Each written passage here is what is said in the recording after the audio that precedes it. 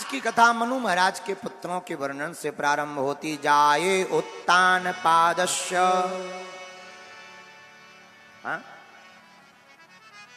मनु महाराज के दो पुत्र हैं, एक का नाम है उत्तानपाद, एक का नाम है प्रियव्रत। प्रियव्रत और उत्तानपाद दोनों सगे भाई हैं, लेकिन इनमें जो उत्तानपाद नाम के राजा हैं, इनकी दो पत्नियां हैं। जाये उत्तानपादस्य सुनीति सुरुचि स्तयौ। राजा की दो पत्नियां, एक का नाम है सुरुचि, एक का नाम है सुनीति। जो छोटी वाली रानी है, जिसका नाम है सुरुचि, राजा उससे बड़ा प्रेम करते हैं, बड़ी वाली रानी से कम प्रेम करते हैं। लेकिन एक बड़ी मार्मिक बात, क्या? सुनीति का मतलब है जो शास्त्र की नीति पर चले, और सुरुचि का मतलब है जो अपनी रुचि के अनुसार चले। और ये उत्तानपाद कोई और नहीं भैया, हम आप ही उत्तानपाद हैं। बोले क्यों? बोले माता जी के गर्भ में सब उल्टे रहते हैं। उत्तानपाद का अर्थ होता है जिसके पैर ऊपर हो, सिर नीचे हो। बोलो सीताराम। माता जी के गर्भ में सब उल्टे रहते हैं, तो हम लोग ही उत्तानपाद हैं। महाराज ये सुनीति और सुरुचि कौन है? जो अपने अनुसार चले वो सुरुचि की सुन रहा, लेकिन जो शास्त्रों के अनुसार चले वो सुनीति की सुन रहा। आहा, सुनीति नाम की पत्नी के, राजा उत्तानपाद की जो सुनीति थी, उनके एक पुत्र था जिनका नाम था श्री ध्रुवजी महाराज। बोलो ध्रुवजी महाराज की जय। नन्हे से बालक ध्रुवजी एक बार खेलते खेलते, आहा, श्री ध्रुवजी महाराज एक बार खेलते खेलते पिताजी के भवन में पहुंच गए, जहां पिताजी थे। राजा बड़ी रानी से कम प्रेम करते थे तो उनके लिए अलग महल बना रखा था, छोटी रानी के साथ रहते थे। ध्रुवजी महाराज खेलते खेलते पहुंच गए पिताजी के भवन में, और जिस सिंहासन पर राजा विराजमान होते थे उसी पर ध्रुवजी जाकर बैठ गए।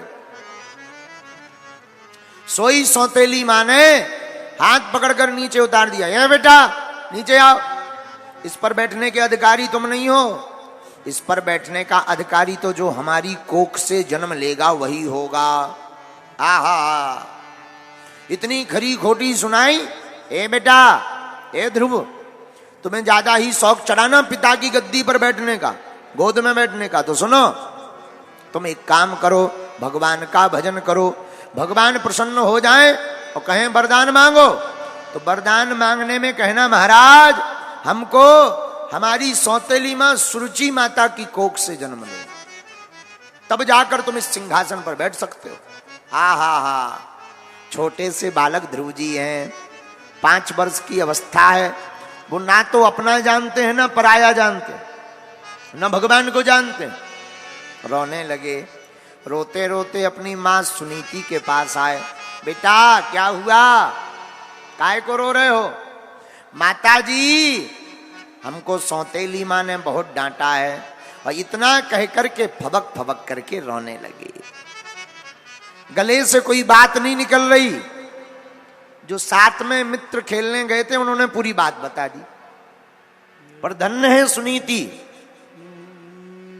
सुनीति बोली, हे बेटा तू अमंगल की आशा मत कर, तेरी सौतेली मां धन्य है।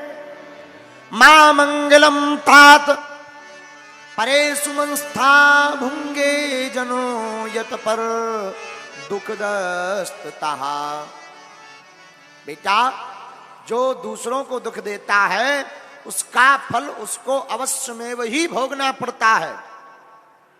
पर बेटा एक बात कहें, हाँ, तेरी सौतेली मां कितनी भी बेकार है, पर बात तो उसने पति की कही। माता जी क्या पति की बात कही? बेटा तुझे कहा ना कि तू भगवान का भजन कर। बेटा भगवान का भजन ही सार है, बाकी सब बेकार है। बेटा तू भगवान का भजन कर। अरे माँ, तू भी हमारी सौतेली माँ के जवाब में जवाब दे रही है। ये भगवान कौन है? हम नहीं जानते माँ। बेटा भगवान वो है जिन्होंने दुनिया को बनाया है। माँ, ये भगवान रहते कहाँ हैं? तो सुनीति माँ कहती, बेटा भगवान तो सब जगह रहते। हरि व्यापक सर्वत्र समाना, प्रेम ते प्रगट होई मैं जाना। बेटा भगवान वैसे तो सब जगह रहते, लेकिन माँ तू तो कहती भगवान का भजन एकांत में करना चाहिए। बिल्कुल बेटा, एकांत में करने से मन डिस्टर्ब नहीं होता है। अच्छा माँ, भगवान को पाने से क्या होगा? बेटा संसार की जो उपलब्धियां तुझे नहीं मिलनी होगी वो भी प्राप्त हो जाएंगी। जय हो। सोई ध्रुव जी ने माता जी को प्रणाम किया। अच्छा माता जी, अब हम तो बन चले, अब तो हम भगवान का भजन करेंगे। धन्य है सुनीति माँ, हाथ सिर पर रख करके अपने पुत्र 5 वर्ष के नन्हे बालक को भगवान की भजन के लिए छोड़ दिया। जाओ बेटा भगवान का भजन करो। आहा, ध्रुव जी महाराज वन की ओर चले। इधर ध्रुव के पिता उत्तानपाद को पता लगा, खबर भेजी, लगता है राजपाट के कारण भाग गया है। तो मंत्रियों को भेज करके कहा, जाओ और कह दो कि घर पर वापस लौट आए। मंत्री आए, महाराज आपके पिताजी उत्तानपाद ने कहा है महाराजा ने आप वापस लौट आओ, आधा राजपाट ले लेना, लेकिन वन में मत जाओ। ध्रुव जी मन में सोचने लगे, भैया ये तो फायदे का सौदा है। अभी हम वन गए भी नहीं, भगवान का भजन किया भी नहीं, और आधा राजपाट पिताजी दे रहे हैं। पहले तो 1 अंगुल नहीं दे रहे थे। लगता है ये फायदे का सौदा है। ध्रुव जी बोले, क्षमा करो भैया, हम नहीं रुकने वाले, आगे फिर बढ़े। राजा उत्तानपाद को पता लगा तो दूसरे मंत्री को भेजा। ध्रुव जी के पास आकर मंत्री कहता है, महाराज आपके पिताजी ने कहा पूरा राजपाट ले लेना, लेकिन वापस लौट आओ। यही भगवान के भक्ति के मार्ग में रोड़ा है। देखो एक बात बोले, भगवान का भजन करोगे तो सिद्धियां आएंगी, और सिद्धियों में पड़ जाओगे तो किसी काम के नहीं बचोगे। बोलो सीताराम। आपने माताओं को देखा है, जब माताएं छोटे छोटे बच्चों को खिलाती हैं और कोई काम माताओं को करना होता है तो वो क्या करती हैं, बच्चों को खुनखुना पकड़ा देती हैं। खेलने वाला खिलौना जो बजता है उसे पकड़ा दिया और अपने काम में व्यस्त हो जाती है। हाँ जी या ना जी। तो अगर बालक वो घुनघुना पकड़ करके रह गया सो माता जी समझ जाती हैं अब ये फंस गया। लेकिन कई बार बालक वो खुनखुना फेंक करके रोने लगता है, तब माता जी 100 काम छोड़कर दौड़ी चली आती। वो समझ जाती अब इसको खिलौना की जरूरत नहीं है, इसको तो अब हमारी ही जरूरत है। वैसे ही परमात्मा के मार्ग में जब कोई भजन करता है तो सिद्धियां आ जाती हैं। भैया सिद्धियां आती हैं तो सिद्धियां आती हैं, खड़ी होती हैं, और जो सिद्धियों को पकड़ लेता है भगवान समझ जाते ये हमारे काम का नहीं है, ये तो खुनखुना में खिलौना में पड़ गया है। लेकिन जब कोई सिद्धियों को फेंक कर भगवान की तरफ दौड़ा चला जाता है तो फिर भगवान भी नहीं रह पाते, भगवान बाहें पकड़ करके उसको अपने पास बुला लेते हैं। आहा, ध्रुव जी महाराज ने मोह त्याग दिया धन का। आलस कबहु न कीजिए, आलस अरि समझान, आलस से विद्या घटे, बल बुद्धि की हान। देखो भैया भगवान के भजन में आलस नहीं करना चाहिए। कई लोगों को हमने देखा आंखों से, महाराज आज नहीं कल भगवान का भजन करेंगे, फिर कल होता ही नहीं। कई बार तुम लोग ना सुबह 4 बजे का अलार्म रख देते, आज चाहे जो हो जाए 4 बजे उठेंगे ही। 4 बजे का अलार्म कब 10 बज जाते पता ही नहीं चलता। अच्छा कई बार आकलन करना है आप, कई बार 4 बजे उठना हो 2 बजे नींद खुल जाए, बड़ी खुशी होती है, आज जल्दी उठ गए, सोचे तनक और सो लेते हैं, तब तक 4 बजेंगे, और जहां तनक सोए सोई 10 बज गए। हे भगवान, तभी उठ गए होते तो अच्छा रहता है। हम लोग भगवान का भजन भी टालते रहते, आज नहीं कल करेंगे, परसों करेंगे, और कल आता ही नहीं है। काल करे सो आज कर, आज करे सो अब, और पल में परलय होएगा, बहुर करेगा कब। काल करना है तो आज करो, आज करना तो भगवान का भजन अभी करो, क्योंकि समय किसी का नहीं है। देखो भैया, घड़ी सबके हाथ में है पर घड़ी किसी के हाथ में नहीं है। बोलो सीताराम। घड़ी तो सबके हाथ में है पर घड़ी किसी के हाथ में नहीं है। समय समय की बात है, समय होत बलवान, समय समय की बात है, समय समय पर होत। समय समय की बात है कि किसी समय का दिन बड़ा, किसी समय की रात, समय समय की बात। किसी समय का दिन बड़ा, किसी समय की रात, समय समय पर होते है समय समय की बात। राम जन्म का दिन बड़ा, कृष्ण जन्म की रात है?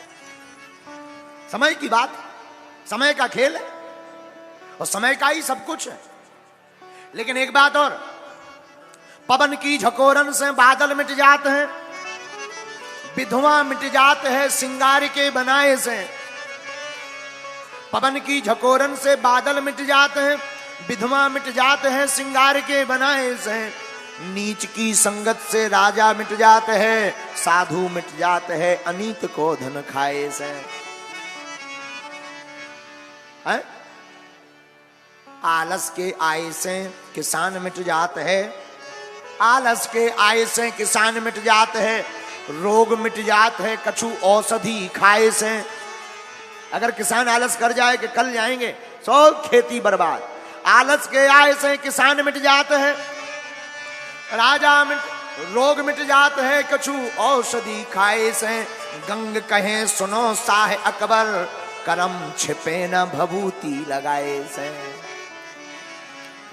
गंग कहे सुनो साह अकबर, करम छिपे न भभूति लगाए से।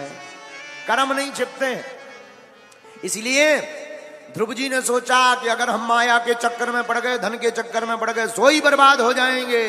5 वर्ष के ध्रुव जी वन की ओर भगवान को मिलने के लिए चल पड़े।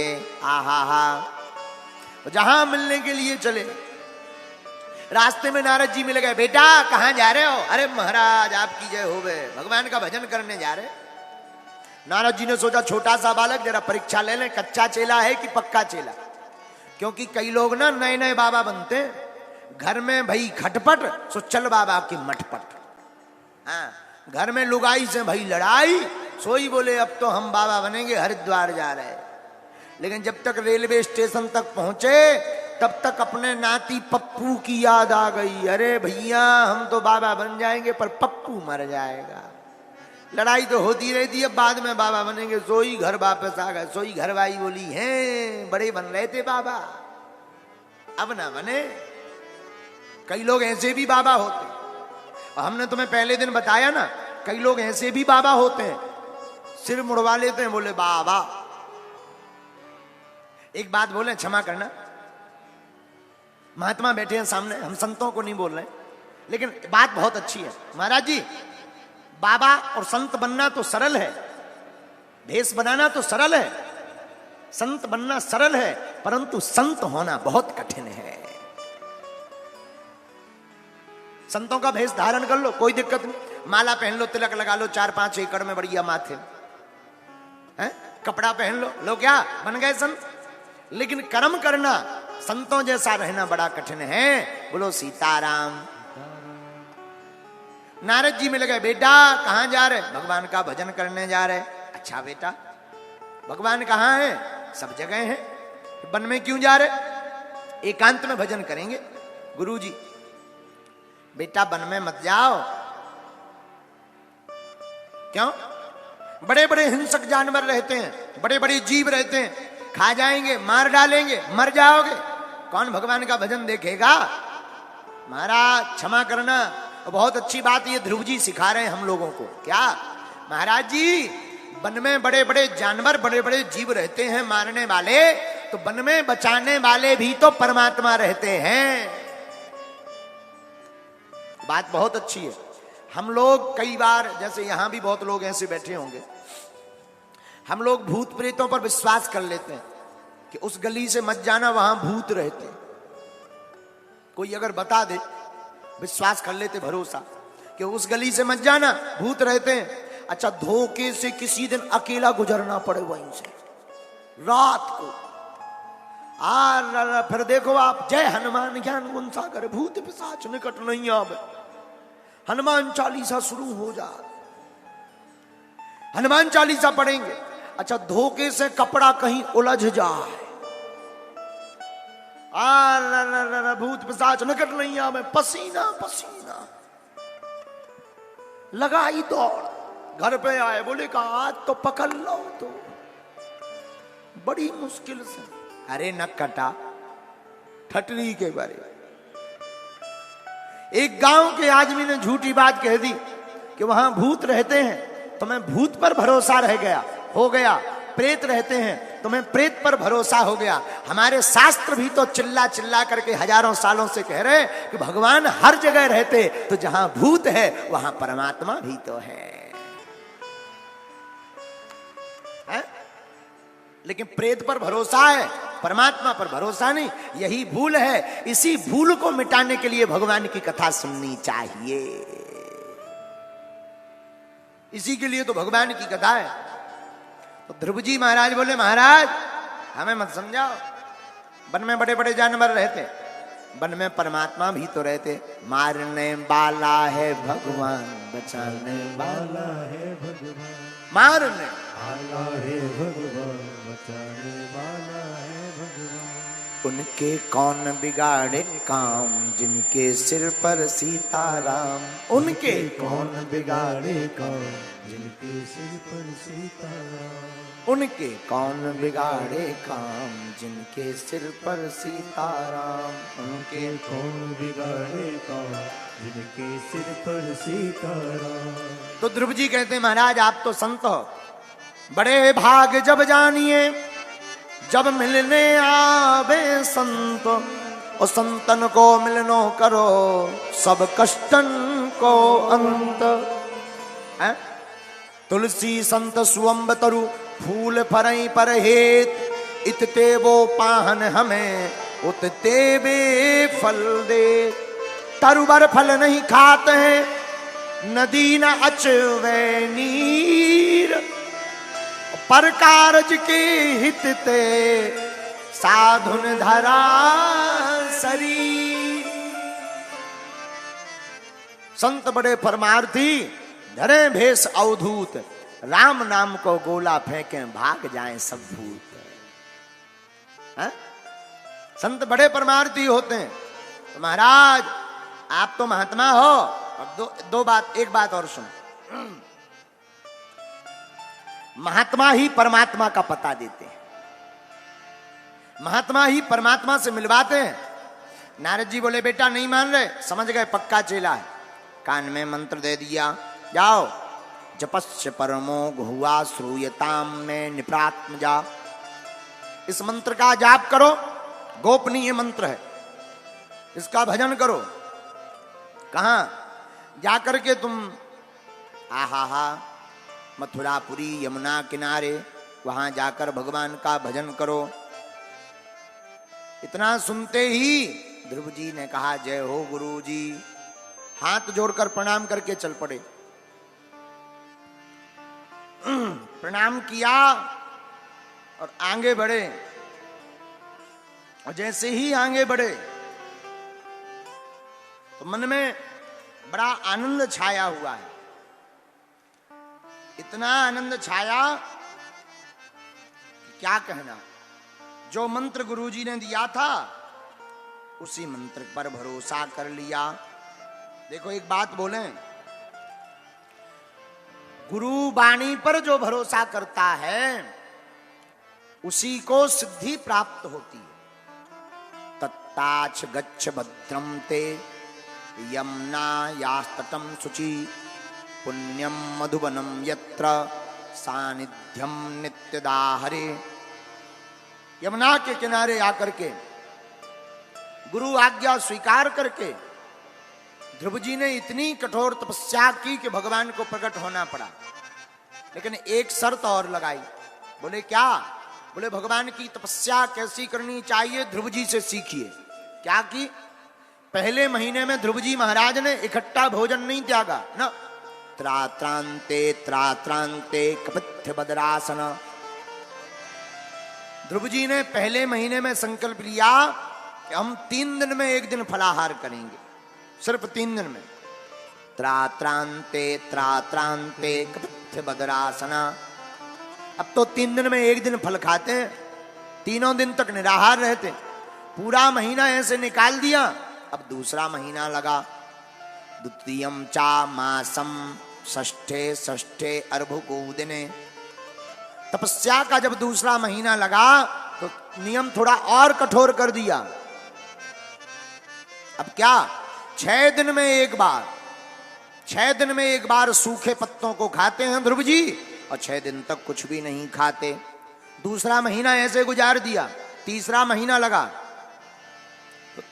तो तीसरे महीने में 9 में आहनी। अब थोड़ा और कठोर कर दिया नियम। तीसरे महीने में 9 दिन में 1 बार। बोले क्या? बोले अब पत्ता भी नहीं, फल तो त्याग ही चुके, अब पत्ता भी नहीं, अभक्ष केवल यमुना जी का जलपान करते और यमुना जल पी करके पूरा महीना निकाल दिया ध्रुव जी ने। अब चौथा महीना लगा तो नियम को और कठोर कर दिया। चतुर्मपि वै मासम द्वादशे यहनी। अब थोड़ा और कठोर नियम किया। अब क्या किया? जहां चौथा महीना लगा अब 12 दिन में 1 बार, 12 दिन में 1 बार। बोले क्या? बोले जल भी नहीं। फिर बोले जल को भी त्याज्य करके 12 दिन में 1 बार श्वास लेते हैं। ली और छोड़ी, और छोड़ करके फिर श्वास रोक करके रह जाते। 12 दिन बाद श्वास को खोलते हैं ध्रुव जी। आहा। अब 5वां महीना लगा। अब तो श्वास को भी रोक लिया, श्वास भी नहीं ले रहे। देखो ये है साधना। कई लोग भगवान की कथा सुनते हैं तो नियम ले लेते हैं कि इस बार नवरात्रि बिना जलपान के करेंगे। अब आज तक एकादशी रहे नहीं, सीधी नवरात्रि ठोक देते। पर होता क्या है? 1-2 दिन तो बढ़िया निकलते हैं, तीसरे दिन पता लगा हॉस्पिटल में ग्लूकोज का बोतल पा रहे हैं। बोलो सीताराम, जोर से बोलो सीताराम। इसलिए साधु ध्रुव जी महाराज का ये चरित्र कहता है भगवान की भक्ति धीरे धीरे करो, धीरे धीरे बढ़ाओ। पहले 1 माला, फिर 2 माला, फिर 3 माला, फिर 4 माला। 5वें महीने में तो ध्रुव जी ने कठोर तपस्या ली। 1 अंगूठे के बल खड़े हो गए और अंगूठे के बल पर खड़े होकर श्वास को रोक लिया। संसार की प्राणवायु रुकने लगी। देवता भागे भागे भगवान के पास गए। हे सरकार। बोले क्या हुआ? ऑक्सीजन घट रही महाराज। क्या कारण है? भगवान बोले ऑक्सीजन इसलिए घट रही है कि हमारा एक भक्त श्वास रोककर हमारी भक्ति कर रहा। विष्णु भगवान ने कहा। देवता बोले महाराज जल्दी जाके दर्शन दो, वरना तपस्या वो कर रहा, टपकेंगे हम लोग, मर जाएंगे। आप जाओ, जितना भजन कम पड़ रहा हो हम लोगों का ले लो, पर जाके उनको दर्शन दो। हा। इतना जैसे ही कहा सोई भगवान ध्यायान भगवतो रूपम। भगवान का रूप का ध्यान कर रहे हैं ध्रुव जी। सोई भगवान गरुड़ पर आरूढ़ होकर के भागे भागे गए और प्रकट हो गए ध्रुव जी के सामने। बेटा ध्रुव, ए बेटा ध्रुव, आंखों को खोलो। लेकिन ध्रुव जी महाराज इतने मस्त हैं अपनी आंख बंद करके कि कुछ सुन ही नहीं रहे। बोले कारण? बोले उनको अंतर आत्मा में, अंतर मन में भगवान का दिव्य रूप दिखाई पड़ रहा है।